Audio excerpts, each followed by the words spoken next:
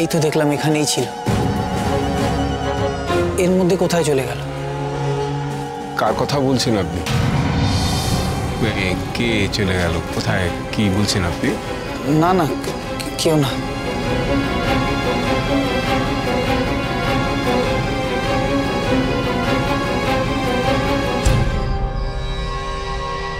কেন জানি না বারবার মনে হচ্ছে ওই চোখ, ওই হাসি, ওই কানের দুল আমি স্বপ্নে কতবার দেখেছি। তুমি কি তবে আমার সেই স্বপ্নে দেখা পড়ি?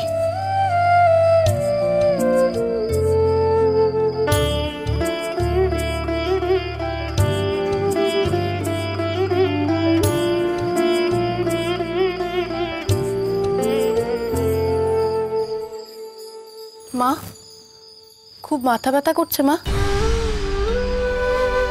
ভট্টাচার্য বাড়িতে আজকে সারাদিন যে খাটাখাটনি গেল, গা হাত পা মাথা সব ব্যথা হচ্ছে। তাও আমি একটু তোমার হাত পা টিপে দিই। থাক না রে মা, আজ তো তোরও সারাদিন অনেক খাটাখাটনি গেছে।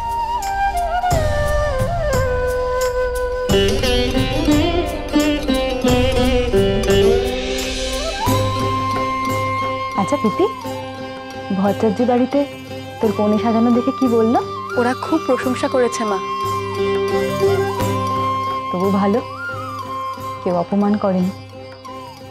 আচ্ছা, তুই বরপক্ষের সামনে বেশি যাসনি তো?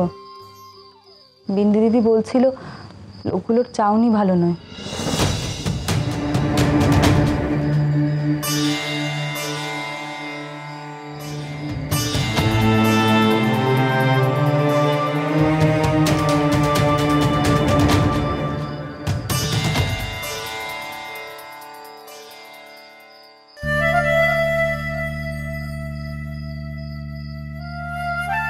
আমি তো কারো সামনে যাইনি মা, তাই সেও আমায় দেখতে পায়নি।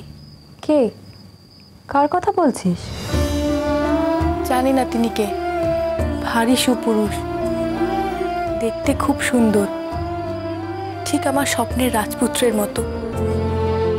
কি ভালো ব্যবহার মানুষটার। বড়লোকের ছেলেরা তো অহংকারী দাম্ভিক হয় শুনেছি, তবু ভালো এই ছেলে অন্যরকম।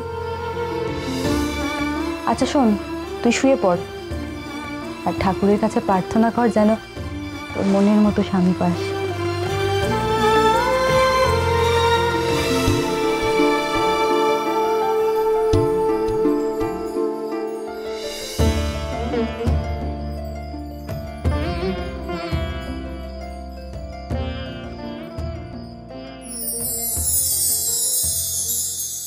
তুমি কি আমার সেই মনের মানুষ?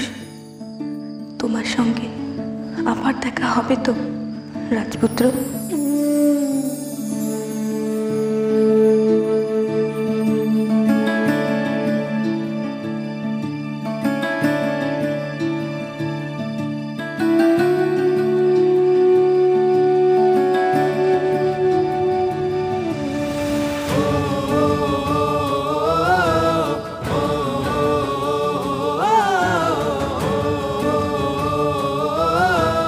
তোমার সঙ্গে কিভাবে দেখা করব?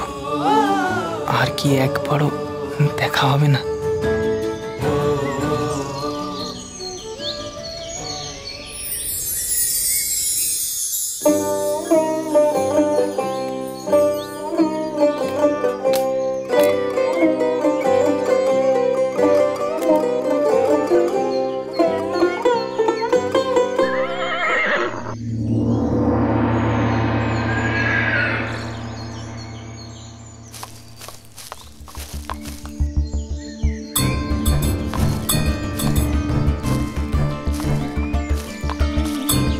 আবার গভীর জঙ্গলের দিকে যাচ্ছেন? ভয় ডর বলে কিছু নেই নাকি মানুষটার? জঙ্গলের তো কিছুই চেনেন না, ওখানে তো পায় পায় বিপদ। শুনছেন?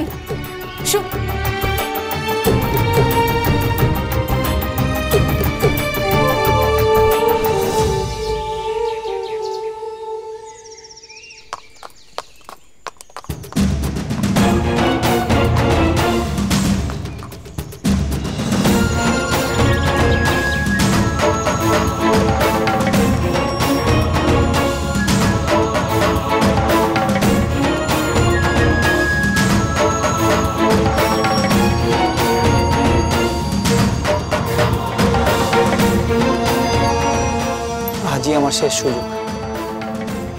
যে করেই হোক খুঁজে বার করতে হবে বাবার লুট হওয়া ধন সম্পদ। এই প্রথম বাবা মশাই আমাকে বিশ্বাস করে করে গুরু দায়িত্ব দিয়েছে। আমাকে সফল হতেই হবে। ফিরিয়ে নিয়ে যেতে হবে বিষাই ডাকাতের গুপ্ত ধন।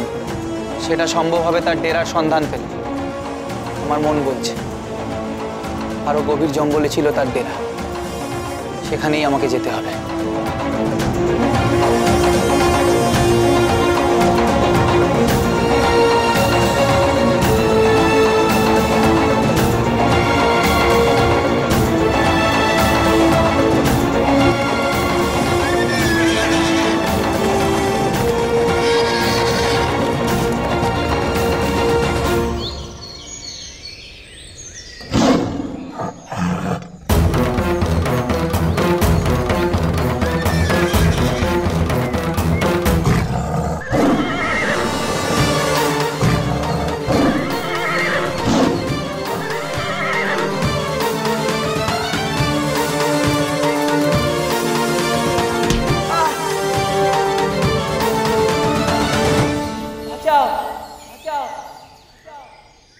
এ তো সেই মানুষের গলা। যা ভেবেছিলাম তাই হলো। নিশ্চয়ই কোনো বিপদে পড়েছে।